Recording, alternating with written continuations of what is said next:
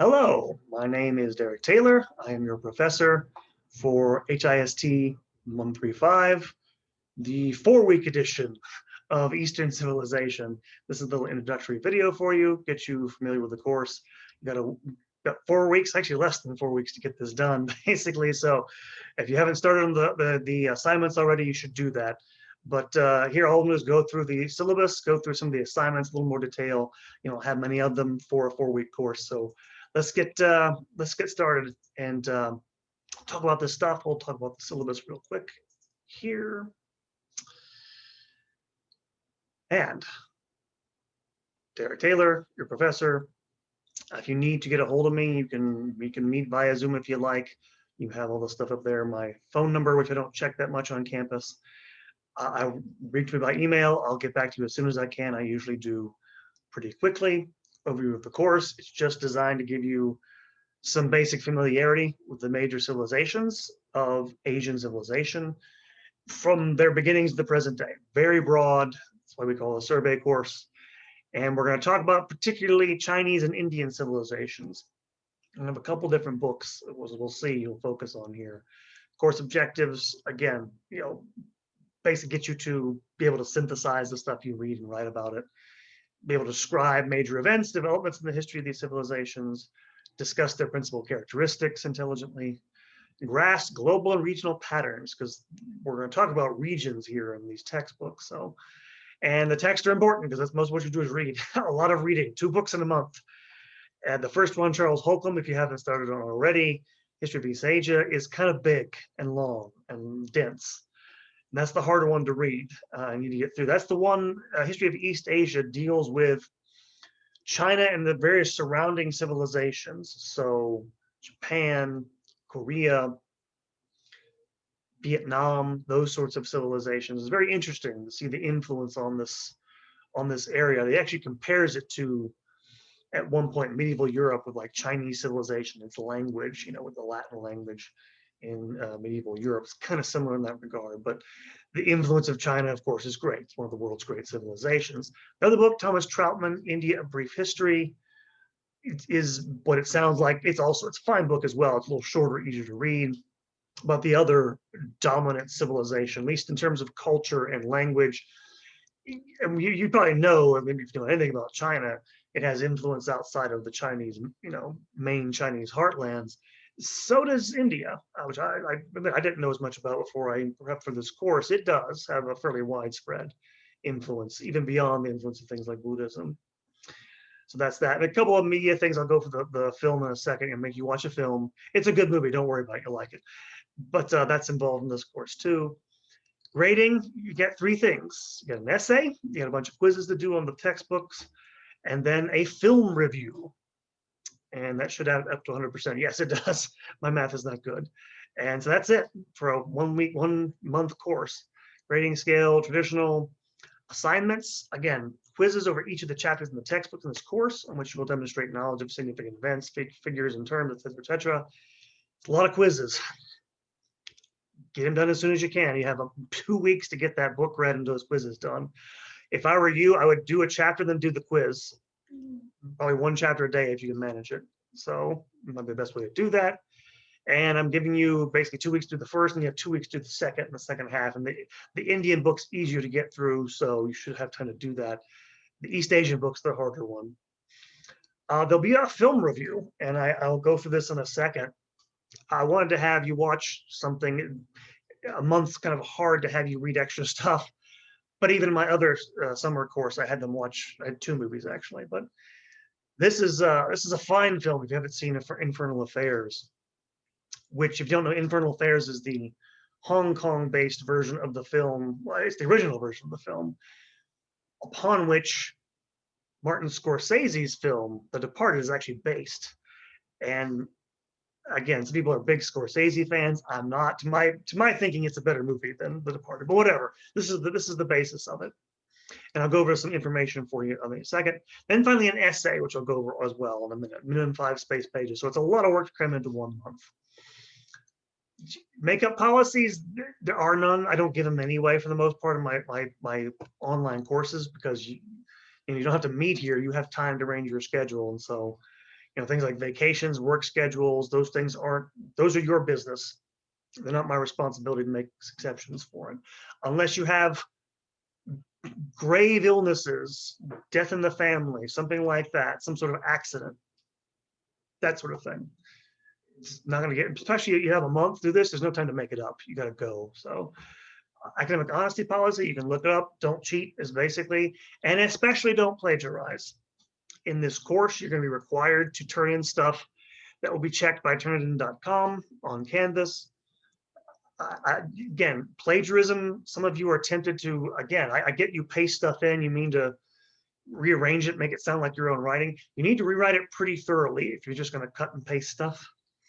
Some of you are really lazy, and I know, like most of you, most of my students, I can tell they don't intend to actually steal their words and thoughts, but don't be lazy, because I will take off points for it. Even failing, because if it's evidently direct and you're just pasting stuff in and not changing it, you fail the entire assignment. But I'll still knock you, even if you make sure you rearrange it to put that stuff in there so it's your own words, your own thoughts. And again, any instance of plagiarism is defined as intentionally cheating. Again, I've made, there's a balance to strike, but don't do it. Don't do it. Give me your own thoughts. Most of you guys do fine with your own thoughts. You're too nervous. I don't say write down whatever comes to mind. That's terrible. I do, but thoughtfully, critically, do the work, you'll be fine. Students with accommodations, contact me, contact Access Services if you need something else. I'm totally going to work with you on that. Again, schedule of assignments, it's basically 2 weeks for everything. 7/6 is today. I'm doing this video. You got 2 weeks, less than that, to get East Asia finished and all the quizzes. 4 days after that, you have to have you have to have watched Infernal Affairs and turn in a film review. And then 11 days later after that, or 7 days after that, you have to have read India, Brief History of Civilization, and then completed the quizzes. And then essay due on 7/29, which we'll get to in a moment. Last little coda there on the syllabus. I reserve the right to make changes to the syllabus when circumstances make it necessary. I don't mean make changes to the grading scale or the number of minor things that we have to change after the fact because something come up I didn't anticipate. Not going to change things completely on you dramatically. Never had to do it, but I will do. I do claim the right to do that. It just almost never happens. I don't have time to do that. But certain things may come up and may change them. But if I do, I'll notify you. So don't freak out. And that is the syllabus. So let's get through some of these assignments. The quizzes are self-explanatory. You go back to our landing page here. Again, they're all there laid out for you. All the quizzes. All the quizzes. Pretty simple. Syllabus. Now, the film review. And so you have, we'll go over the assignment real quick. Yeah, so you're going to watch this film and answer a couple of questions about it in the review. So for a film review, you lay out a summary of the film, the plot, description of character, the main themes, but you also need to respond to these two questions. One is, how does the history represented in a history of East Asia, in the textbooks, History of East Asia or India, Brief History of Civilization, inform the film, if at all, right? And this, for the most part, would be History of East Asia. Are there any direct links between stuff you've read and the readings in the film? Second, what kinds of influence from non-Asian civilizations can you detect in these films, in this film, if any? How do the filmmakers appropriate stylistic or other elements from either their own history or that of other cultures to tell their story? I think you'll see, by the way, they do both in that movie. Actually, the other movie I showed in my other class, but they both do it really neat stuff, really great stuff. Great filmmakers in Asia. So this is a fun movie to watch. I mean, it's intense, but it's not too intense, I hope. I have also provided for you, I'll go for this stuff in a second, a couple of journalistic articles to help explain the background of the film, and so we'll go over that in a second. I also have some documents about basic film structure of a film review. That's okay if you need to look at that. Give you some stuff on this. Then directions, 12, same thing, 12-point Times New Roman font, 3 double space pages in length, not too long. Need to proofread. At least do spell check. Again, I'm not going to take off a lot of points for typographical errors if they're small or not repetitive, but they happen over and over again. It distracts from the reading. Take off points. Needs to provide a review of the basic contours of the film. Again, plot, characters, main themes, etc., etc. Must address the historical questions listed above. Obvious. No research is required for this assignment. If you want to cite the relevant textbook, go ahead and cite it, and then page number in parentheses. If you want to do some internet research, I guess you can. It's a waste of your time, but go ahead, just doing the film. So for the most part, cite it by putting the title in parentheses with a hyperlink or the author, but do not cite internet encyclopedias. No Wikipedias, no encyclopedia.coms, no references of any kind. I don't want to see any of that stuff. Find something more substantive and trustworthy, like an academic journal or something like that. Know that stuff. So that's the film review. All right. Finally, well, I guess I'll go just to show you this stuff. This is stuff from the Duke Film Review. This is to give you an overview of how to break down a film. It's not that complicated, but it gives you, they're short, but give you just talking about it. Goes through all this stuff just to give you some. If you need some structure, you can do that. It's helpful to have outlines for stuff in college. If you didn't do that, I never did that in high school. You kind of have to do it when you get to college to organize your thoughts. There's like a glossary of film terms as well. Do take a look at this. Infernal Affairs is about police officer. Well, it's a police department in Hong Kong into which gang members infiltrate a mall over a period of years, while at the same time the police have infiltrated into the gang. And the gangs are called triads in Hong Kong. This little article from the South Morning Chinese Post, I'm going to see this here, actually goes through and talks about what the Hong Kong triads are, published last year in 2020. Gives you a little basic background on it, which is really neat. Talks about a recent hit. And this stuff is ongoing, of course, in Hong Kong. So you have that stuff there. Okay. And then you have the film review due turning in there. 80 points for D standard. Finally, the essay. I'll talk about the essay really quickly. So it's basically a comparison of the two civilizations of India, of East Asia and India, Chinese language civilization, Indian civilization, and then two-part question essentially. In what ways have the ancient history and traditions of these civilizations influenced the process of modernization within each of these different civilizations respectively? So how is the history of ancient India? You'll read about this stuff. The Indus Valley civilization, the Aryan civilization, the Vedic civilization, the Guptas, the classical Indian civilization influenced their transition to the modern nation state, to a modern industrial economy, to globalization. How are all those things still feeding into what we call in the West modernity? And then same thing with East Asia. How's the ancient history? There's ancient histories, plural, of Japan, of China, Korea, Vietnam, Greater China, those places. How do those things? How does the history of the long dynasties and the history of Confucianism and Buddhism and all that stuff play into modern Chinese history, play into modern Japanese history? That's it. That's the question. And again, you'll have to discuss this in terms of comparison. So it's a complicated question, but interesting one, right? See how their pasts go into that process of modernization, which I don't spell it out in the question. Modernization was initially a Western thing. So it gets into that other question, Western, colonialism, all other sorts of things that play into all that stuff. So it's an interesting, broad question. Get you to compare what you've read.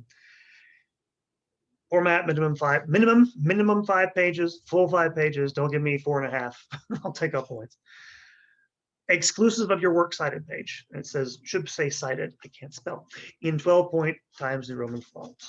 Title, your title should be, in brief, your answer to the question in the prompt. Give me something that encapsulates your answer to that question, the prompt there. Format, introduction with thesis. Give me a paragraph at the end of it, a thesis. That's all you have to do. You can do it a little bit differently, obviously. Just make sure your thesis I can identify. If I have to go, is this the thesis on my notes, on my commentary? You think you're taking off points. Don't make me guess. Don't be cute. Don't be worried like, oh, this doesn't sound sophisticated here. I don't care. None of you sound sophisticated to me. Sorry, I hate to break it to you. You're in college. I've got a PhD. I've been teaching for 20 years, the college level. So don't worry about that. Just give me what you got. Be clear, be concise.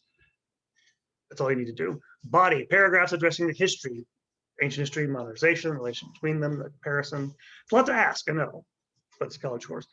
And then conclusion, where you reiterate basic points, sum things up, and tie everything off with a nice bow. Cite your textbooks for reference, just using the top author's name and the page number. If you wish, you can cite internet sources. But again, no online encyclopedias, no reference works, no Wikipedia, no encyclopedia.com, no online news organizations. Scholarly journals or books only, if you want to do that. Probably don't need to. You probably just need, you can cite, I guess, the article from the South China Morning Post, I guess, if you want to. But if you're uncertain about a source, check with me first, because I will dock your grade of your paper for that. I'm taking that seriously. Find me something substantive. If you use Wikipedia, I will have to go track you down and find you. And again, I get it. It's convenient. It does have links to other sources, but you're not in a position in your life, your educational journey, to judge when Wikipedia is safe to use and not. So don't do it. And a works cited page. Arranged out, but I don't care. Just do a works cited page. I'm not too big on the technical details for this course. Just get it done. And finally, the grading rubric, directions format. Does the paper follow proper format? Does it have a title which answers the prompt? Is the appropriate length? 20 points. Knowledge. Does the paper demonstrate a thorough knowledge of the assigned readings? Did you read it? Can you remember any of it? Can you relay that to me? That's it, but it's actually harder than it sounds. Does it contain errors of fact? I'll take up points for that. Are its citations relevant to its argument? That's harder. I'll be a little more lenient on that. Making arguments is not what my students do well. No offense, but try to do it anyway. Comprehension, number 3, does the paper demonstrate an attempt to compare both East Asian and Indian civilizations? You'd be surprised. You think that's a dumb criteria? No, some students just they don't look at the prompt, they just go write a paper. Make sure you address the prompt. Does it attempt to link patterns from its earlier history to the period of modernization? That's the question. And then how well does the paper argue for the thesis? Make an argument. As long as you're making one, I'm not honestly judging you on how well you do it. It's not the point, basically. You can do it. You can construct a linear, it's not normal, by the way. It's not natural. You have to go to college, learn how to do that. That's why you're here. So, but just do that. If you need help, you can always go. I think they have online help for the Writing Center at JCCC, or if you're taking this in another school, go get help if you need that. Most of you shouldn't, but whatever, get help. Don't be too proud. I was that way when I was an undergrad. I got away with it, but it was much harder. I probably should just ask for help. Ask for help. Finally, compositions. Paper written in a clear manner, with an identifiable thesis. Already emphasized that. Are there any serious grammatical mistakes or typos in the essay? Again, even if the argument's good, it looks bad if it's messy, typographically speaking. So take that into consideration. And that is it for the course. That is all. Apologize, this video didn't get up quickly enough. Apologize for that. Sorry I was a little late on it. But that's what you guys will be doing for this less than a month. So if you have any questions, email me. I'll try to get back to you as soon as I can. I'll be available. Trust me. Just get a hold of me by email. Have a great month. Enjoy the course, and hopefully have a good time. And I'll talk to you soon. Take care, and happy hunting, everybody.